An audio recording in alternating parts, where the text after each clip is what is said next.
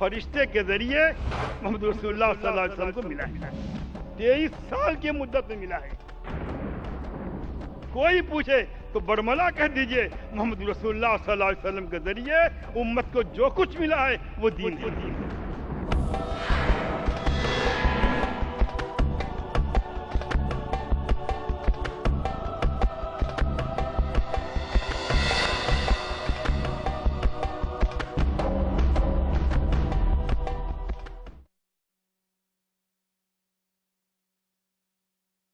اب ہماری اس نشست کے جو مقرر ہیں وہ معروف شخصیت ہیں. میری مراد مولانا ابو ظفر حسان ندوی ازہری سے ہے. ابو ظفر حسان ندوی ازہری انہوں نے فقہ اور دعویٰ کی تعلیم سب سے پہلے عالم اسلام کی مشہور درسگاہ دارالعلوم ندوۃ العلماء لکھنؤ سے حاصل کی. اس کے بعد مزید تعلیم کی پیاس بجھانے کے لیے آپ عالم اسلام کی مشہور یونیورسٹی جامع ازہر قاہرہ وہاں تشریف لے گئے اور وہاں سے فقہ اور دعویٰ کی مزید تعلیم حاصل کی. میں دعوت سخن دیتا ہوں حضرت مولانا ابو ظفر حسان ندوی ازہری کو کہ وہ آئیں اور قرآن کا تصور مذہب کے عنوان پر اپنے خیالات کا اظہار فرمائیں. مولانا ابو ظفر حسان ندوی ازہری. بہت لگتا ہے جی صحبت میں ان کی، بہت لگتا ہے جی صحبت میں ان کی، یہ اپنی ذات میں ایک انجمن ہے. مولانا ابو ظفر حسان ندوی. اللہ اللہ اللہ اللہ اللہ اللہ اللہ كلما ناديت ياه قال يا عبدي أنا الله كلما ناديت ياه قال يا عبدي. السلام علیکم ورحمۃ اللہ وبرکاتہ. بسم اللہ الرحمن الرحیم. الحمد للہ وکفا وسلام علی عباده الذین اصطفى. اما بعد اعوذ باللہ من الشیطان الرجیم. بسم اللہ الرحمن الرحیم. ان الدین عند اللہ الاسلام. صدق اللہ العظیم. معزز حاضرین، خواتین و حضرات، سچی اور حقیقی بات تو یہ ہے کہ انسانوں کا یہ ٹھاٹھے مارتا سمندر اور ایسا پرسکون اور بولتا سناٹا کہ ایک بار گونگے کو بھی خواہش ہو جائے کہ وہ کچھ بول دے. آپ کے سامنے مجھے دعوت دی گئی ہے کہ قرآن میں مذہب کا تصور یا قرآن کا تصور مذہب اس عنوان پر اپنے خیالات کا اظہار کروں. محترم حضرات، مذہب ایک ایسا لفظ ہے جو اپنے اندر بڑا پھیلاؤ، بڑی وسعت اور بڑی ہمگیری رکھتا ہے. عربی کے کسی شاعر کا مصرع ہے، وَلِلنَّاسِ فِيمَا يَعْشِقُونَ مَذَاهِبُ. لوگ جن باتوں کو پسند کرتے ہیں ان میں ان کے بہت سے مذہب ہیں. قرآن نے یہی بات دوسرے انداز سے کہی ہے، کُلُّ حِزْبٍ بِمَا لَدَيْهِمْ فَرِحُونَ. ہر جماعت جس کے پاس جو ہے وہ اس میں خوش ہے. دنیا کی تاریخ مذہبی جذبات، احساسات، اقدار سے بھری ہوئی ہے. کوئی دور مذہب کی اہمیت سے خالی نہیں رہا ہے اور کوئی قوم دنیا میں ایسی نہیں گزری ہے جس کا کوئی مذہب نہ رہا ہو. بلکہ جو لوگ مذہب کی نفی کرتے ہیں وہ خود نفی مذہب نامی مذہب کے پابند ہیں. لیکن دنیا نے روایتی طور پر جس کو مذہب سمجھا ہے، کیا اسے اسلام ریکگنائز کرتا ہے؟ کیا اسے اسلام مذہب سمجھتا ہے؟ کیا اسے اسلام مذہب مانتا ہے؟ میں یہ بات واضح کر دوں کہ اسلام یہ سچ ہے کہ سیدنا آدم علیہ السلام کے وجود سے اس زمین پر اپنا وجود رکھتا ہے، لیکن یہ بھی حقیقت ہے کہ محمد رسول اللہ صلی اللہ علیہ وسلم کے ذریعے جو دین برپا کیا گیا ہے، اب اسلام اسی کا نام ہے۔ اس لیے کہا گیا وَمَنْ يَبْتَغِ غَيْرَ الْإِسْلَامِ دِينًا فَلَنْ يُقْبَلَ مِنْهُ، جو اسلام کے سوا کوئی اور دین ڈھونڈے گا، لے کر آئے گا، وہ قابل قبول نہیں ہوگا۔ اسلام نے اپنے شعور سے کہیے یا اپنے قیام کے پہلے دن سے یہ بات دنیا کو سمجھا دی کہ وحی الہی کے ذریعے جو نظام فکر و عقیدہ برپا کیا جائے اور جو نظام فکر و عمل اختیار کیا جائے، جو شریعت لاگو کی جائے، وہ دین ہے اور وہ مذہب ہے۔ اگر وحی کے سوا کوئی بنیاد ہے کسی چیز کی تو قابل قبول نہیں ہے، کیونکہ اسلام اسی دن سے متعارف ہوا جس دن سے محمد رسول اللہ صلی اللہ علیہ وسلم کے اوپر غار حرا میں پہلی وحی آئی، اقرأ بسم ربک الذی خلق خلق الانسان من علق اقرأ وربک الاکرم الذی علم بالقلم علم الانسان ما لم یعلم۔ یہ 5 آیتیں جبرائیل امین غار حرا میں لے کر اترے اور محمد رسول اللہ صلی اللہ علیہ وسلم کو اس کی تعلیم فرمائی۔ جو چیز وحی کے ذریعے برپا کی گئی ہو، وہی چیز یہ بتا رہی ہے کہ معتبر وہ ہے جو بذریعہ وحی برپا کیا جائے، جو انسانوں کے مشوروں سے، صدیوں کے تجربات سے، تاریخ کی روشنی میں انسانی فکر و عقائد و فلسفے کو جمع کر کے کوئی رائے نتیجہ نکالا جائے، وہ دین نہیں ہے، وہ مذہب نہیں ہے، وہ رائے کا مجموعہ ہے جس کے پیچھے کوئی علمیت نہیں، کوئی حقیقت نہیں۔ اور قرآن نے اس علم کو علم مانا ہے جو نبوت کے ذریعے دنیا والوں کو میسر ہو۔ حضرت ابراہیم علیہ السلام نے اپنے باپ آذر سے کہا تھا کہ ابا جان میرے پاس علم آیا ہے، تمہارے پاس علم نہیں ہے۔ اس لیے قرآن نے جہاں غلط عقائد کی تردید کی ہے، وہاں ایک بات یہ کہی کہ ما نزل اللہ بہا من سلطان، اللہ نے جس کی کوئی دلیل نہیں اتاری ہے۔ تو معلوم ہوا کہ اگر دین اور ایمان اور مذہب مانا جائے گا تو مانا جائے گا جو بذریعہ وحی آئے۔ اب مسئلہ پیدا ہوتا ہے وحی ہے کیا؟ عربی زبان میں یہ عربی کا لفظ ہے وحی۔ وحی کے معنی آتے ہیں لفظی معنی، لٹریٹ میننگ ہے اشارہ کرنا، اور شریعت میں فرشتے کے ذریعے نبی تک اللہ کی باتوں کو پہچانا۔ وما كان لبشر ان يكلمه الله الا وحيا او من وراء حجاب او يرسل رسولا فيوحي اليه باذنه۔ 3 باتیں کہی ہیں کہ کسی بشر کے لیے روا نہیں ہے کہ اسے اللہ بات میں 3 طریقوں سے اللہ بات کرتا ہے، اشارے سے۔ اشارہ کیا ہے؟ قرآن کہتا ہے وَأَوْحَيْنَا إِلَىٰ أُمِّ مُوسَىٰ أَنْ أَرْضِعِيهِ فَإِذَا خِفْتِ عَلَيْهِ فَأَلْقِيهِ فِي الْيَمِّ وَلَا تَخَافِي وَلَا تَحْزَنِي إِنَّا رَادُّوهُ إِلَيْكِ وَجَاعِلُوهُ مِنَ الْمُرْسَلِينَ۔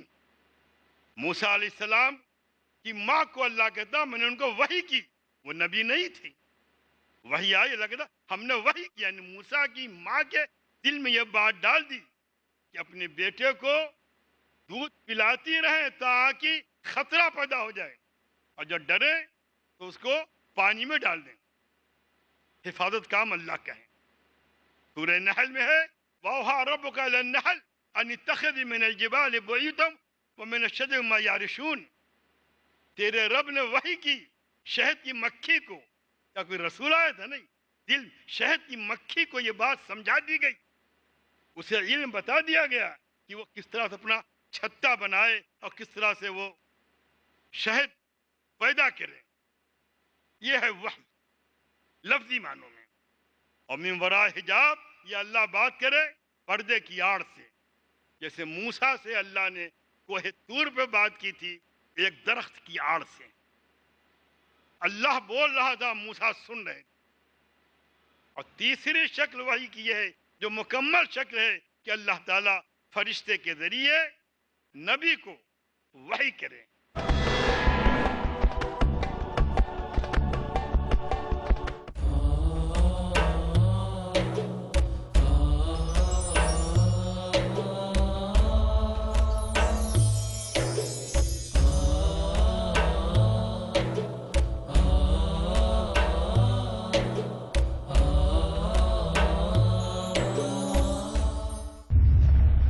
Marriage or divorce, Islamic ruling? Husband wants to give divorce. solution or problem, Joint family system.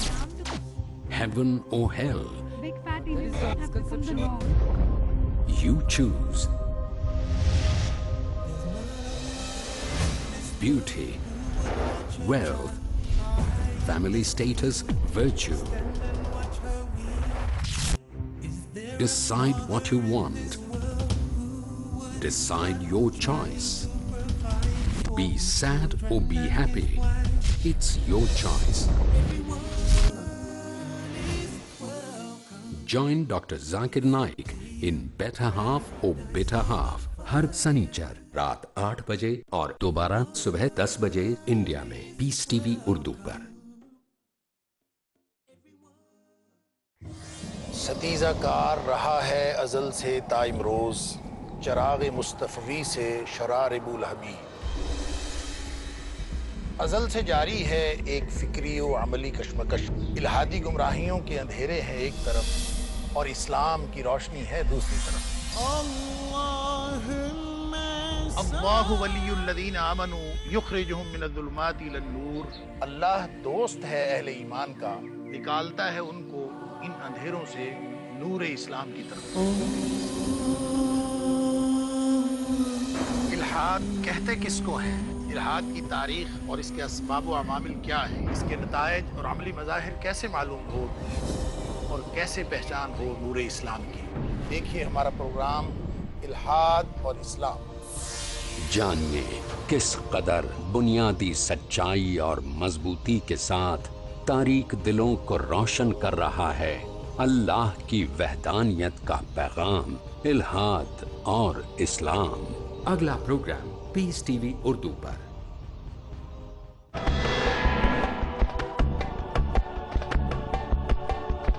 قرآن پورا کا پورا فرشتے کے ذریعے محمد رسول اللہ صلی اللہ علیہ وسلم کو ملا ہے. 23 سال کی مدت میں ملا ہے. یہ قلب میں ڈالا نہیں گیا. جبرائیل حضور پاک صلی اللہ علیہ وسلم کو قرآن سناتے تھے، پڑھاتے تھے. آپ صلی اللہ علیہ وسلم قرآن دہراتے تھے، پڑھتے تھے، سنتے تھے، یاد رکھتے تھے. اسی لیے قرآن نے یہ بات کہی ہے کہ ما آتاکم الرسول فخذوہ وما نہاکم عنہ فانتہوا. رسول جو دیں وہ اختیار کر لو، اور رسول جس چیز سے منع کر دیں اس سے باز آ جاؤ. معلوم یہ ہوا کہ رسول سے جو ملتا ہے وہ دین ہوتا ہے. لہذا دین کی ڈیفینیشن کہیے یا دین کی تعریف کہیے، کوئی پوچھے تو برملا کہہ دیجئے محمد رسول اللہ صلی اللہ علیہ وسلم کے ذریعے امت کو جو کچھ ملا ہے وہ دین ہے. بہت آسان سی ڈیفینیشن ہے، بہت آسان سی تعریف ہے کہ محمد رسول اللہ صلی اللہ علیہ وسلم کے ذریعے جو کچھ ملا ہے دنیا کو، آگے بڑھ کے کہتا ہوں دنیا کو جو کچھ ملا ہے وہ دین ہے. اور یہ کیا ہے؟ اس کے بارے میں قرآن کہتا ہے وَمَا يَنْطِقُ عَنِ الْهَوَىٰ إِنْ هُوَ إِلَّا وَحْيٌ يُوحَىٰ. اور یہ نبی اپنی طبیعت سے اپنے جی سے نہیں بولتے، ان کی گفتگو بھی وحی الہی کے تابع ہوتی ہے. جو اللہ بلواتا ہے وہ بولتے ہیں، جو اللہ کہتا ہے وہ کہتے ہیں، جو اللہ بات القاء کرتا ہے وہ بولتے ہیں. ان نبی کا بولا ہوا وحی ہے. اور جب نبی کا بولا ہوا وحی ہے تو پھر نبی سے قرآن بھی ملا ہے اور نبی سے حدیث بھی ملی ہے. پھر کیا فرق ہے؟ نبی نے قرآن دیا اپنی زبان سے، نبی نے احادیث دی اپنی زبان سے. فرق یہ ہے کہ ایک وحی متلو ہے جس کی تلاوت کی جاتی ہے، وہ قرآن ہے، اور ایک وحی غیر متلو ہے جس کی تلاوت نہیں ہوتی، وہ حدیث پاک ہے. اور دین انہی دونوں کے بیچ میں ہے، بلکہ دین کا سرچشمہ یہی دونوں چیزیں ہیں، یہی دین کا ماخذ ہے. بنیادی ماخذ وحی. اگر وحی کی تقسیم کیجئے اے اینڈ بی، الف و بے، تو قرآن اور حدیث. تو قرآن اس دین کو دین مانتا ہے، اس مذہب کو مذہب مانتا ہے جو وحی الہی کے اوپر مبنی ہو، جو خدا کے پاس سے آیا ہو. جیسا میں نے شروع میں بتایا کہ انسانی تجربات کا اس میں دخل نہ ہو، انسان کے ارادے کو دخل نہ ہو، انسان کی فکر کو. دیکھیے میں جو فکر کو معنی میں نہیں بول رہا ہوں کہ آپ کہیں مولانا فکر کے مخالف ہیں. انسان جو چاہے کر لے، ایسا نہیں ہے.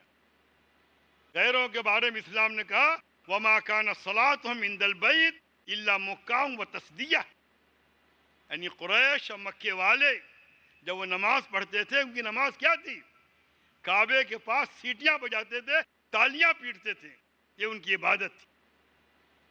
اگر آپ دیکھیں تو دنیا کی ساری قوموں نے مذہب کے دعوے کے باوجود عبادات کو اپنی مرضی کے مطابق ڈھال لیا ہے.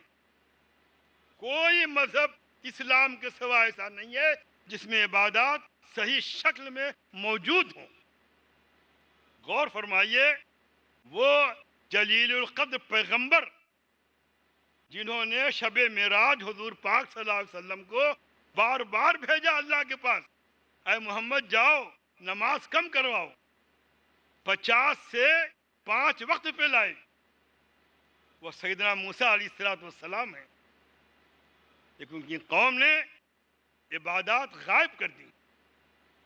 قرآن نے دونوں کو خطاب کر، حضرت مریم کو خطاب کر کہا یا مریم اقنتی لربک واسجدی وارکعی مع الراکعین. اے مریم اپنے رب کی تابعداری اختیار کر، سجدہ کر اور رکوع کر، رکوع کرنے والوں کے ساتھ. یہودیوں نے اپنی نماز سے رکوع غائب کر دیا، عیسائیوں نے اپنی نماز سے سجدہ غائب کر دیا. وہ سجدے کے بغیر وہ کرتے ہیں. یہودیوں نے رکوع غائب کر دیا. آپ کے ہاں امت مسلمہ میں رکوع بھی ہے اور سجود بھی ہے. آپ رکوع کرتے ہیں، آپ سجدہ کرتے ہیں. آپ کے سجدے کی اہمیت ہے. حدیث پاک میں آتا ہے کہ اللہ سے قرب بندے کو سب سے زیادہ حالت سجدہ میں حاصل ہوتا ہے. جب بندہ سجدے میں گرتا ہے تو اسے اللہ کا قرب حاصل ہوتا ہے.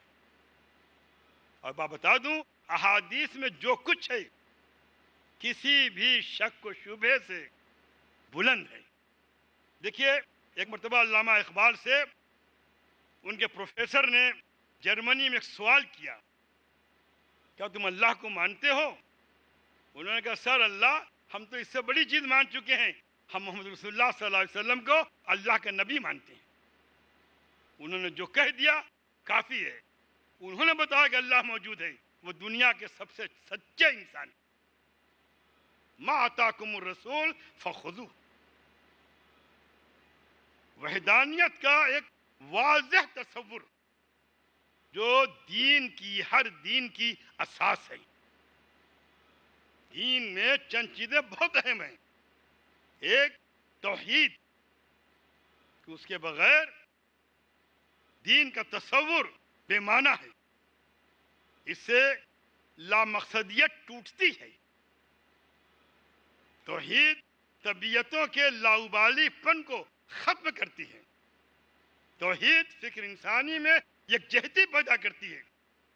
یہی وجہ ہے کہ امت مسلمہ میں جتنے داعی اور مفکر پیدا ہوئے ہیں انہوں نے توحید کو اپنے علم اور فکر کا موضوع بنایا ہے.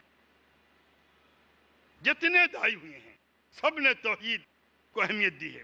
اور ایسے ہی مذاہب میں خاص طور پہ وہ مذہب جو وحی کے ذریعے برپا کیا گیا ہے اس میں ریڑھ کی ہڈی اگر کچھ ہے تو رسالت ہے. اگر عقیدہ رسالت کو ہٹا دیا جائے تو وحی الہی پر مبنی دین کی عمارت گر جائے گی. یہ رسالت ہے جو اس کو ٹھہرائے ہوئے ہے اور قائم کیے ہوئے ہے، اور اس میں روح جو چیز پھونکتی ہے وہ عقیدہ آخرت ہے. اگر عقیدہ آخرت کو نظر انداز کر دیا جائے تو زندگی لامقصدیت کا شکار ہو جائے گی، ہمجیت پیدا ہو جائے گی، لا قانونیت پیدا ہو جائے گی، اخلاق و تہذیب ختم ہو جائیں گے. کسی کی طرف روی سخن نہیں ہے، لیکن یہ واقعہ ہے کہ جب اور جہاں جہاں عقیدہ آخرت ہٹایا گیا ہے عبادت گاہیں کعبہ خانوں میں تبدیل ہو گئی ہیں، جرائم پنپے ہیں. اگر تاریخ اخلاق یورپ کا مطالعہ کیا جائے تو کلیسا نہیں ناجائز اولاد کی کھوپڑیوں کا مدفن نظر آئے گا، جہاں انسانیت سسکتی ہے، کراہتی ہے، بلکتی ہے. اور جب یہ عقیدہ اپنی پوری طاقت کے ساتھ برگبار لاتا ہے اور زندگی کی حرارت اس میں سے نکلتی ہے تو پھر آدمی خود خدا کے سامنے اپنی غلطیوں کا اعتراف کرتا ہے. یہ اللہ تعالیٰ اپنے بندوں کی توبہ، ان کے رجوع، خدا کی طرف عنابت، استغفار کو اس انداز سے اللہ دیکھتا ہے. امیر مینائی نے کہا تھا پھر اس کی شان کریمی کے حوصلے دیکھے گناہ گار یہ کہہ دے گناہ گار ہوں میں. خدا کے سامنے گناہوں کا اعتراف. لیکن یہ وہ دین نہیں جو لوگوں کے مشوروں سے دین بنتا ہے، وہ دین نہیں جسے روایات اور صدیوں کے تسلسل کی بنا پر دین کہا جاتا ہے. یہ دین نہیں ہے. دیناً قیماً ملت ابراہیم حنیفاً، دین قیم ہے، سیدنا ابراہیم کی راہ ہے. خدا نے کہا وَنَقِيمُ الدین، دین قائم کرو، دین برپا کرو. یہ سچ ہے کہ دین کے معنی قانون کے آتے ہیں. یہ سچ ہے کہ دین ایک خاص نظام فکر و خاص نظام عمل کا نام ہے. لیکن یہ بھی سچ ہے اگر اس میں سے وحی کے اجزاء نکال لیا جائیں تو دین نہیں رہ جاتا. وہ انسان کی رائوں کا مجموعہ ہے، انسان کے افکار کا مجموعہ ہے. اور جب انسان کی رائے ہے، انسان کا فکر ہے، انسان کی سوچ ہے تو اس کی کوئی قیمت نہیں. یہ بات میں واضح کر دوں، جہاں تک انسان اپنے معاملات کو خود طے کرنے کا عادی ہے اور جو اس کے بس میں ہے وہاں اللہ نے اس کو پوری ڈھیل دے رکھی ہے. پورا فزیکل ورلڈ آپ کے حوالے کر رکھا ہے اللہ نے. تحقیقات کیجئے، اکتشافات کیجئے، ایجادات کیجئے، سب کیجئے آپ. لیکن جہاں انسان کی عقل کام نہیں کرتی، جہاں انسان کی سوچ کام نہیں کرتی، انسان جانتا نہیں وحی کیا ہے، انسان جانتا نہیں خدا کیا ہے، انسان جانتا نہیں رسول کیا ہے، وہاں اللہ نے انسان کی دستگیری کی ہے، انسان کی ہدایت کی ہے. وہ کام اللہ نے اپنے ذمہ لیا ہے. اسی لیے آخرت کی باتیں، روحانیات کی باتیں، اخلاقیات کی باتیں احادیث سے طے ہیں. اسی لیے ہمارا یہ نظریہ ہے اور ہمارا علماء کا یہ رجحان ہے کہ اچھائی یا برائی عقل کے ذریعے طے نہیں ہوگی. اچھائی برائی وہ ہے جسے دین طے کرے گا. جس چیز کو دین اچھا کہے وہ اچھا ہے، جس کو دین برا کہے وہ برا ہے. دین کی زبان نہیں ہے. دین آ کر کے ہمارے سامنے بات نہیں کرے گا، لیکن قرآن بولے گا، حدیث بولے گی. اچھائیوں کا معیار قرآن میں ہے، اچھائیوں کا معیار احادیث میں ہے. اور یہی معیار آج تک امت مسلمہ میں چلا رہا ہے. آج تک امت نے اپنے کو حدیث سے اور قرآن سے الگ نہیں کیا ہے.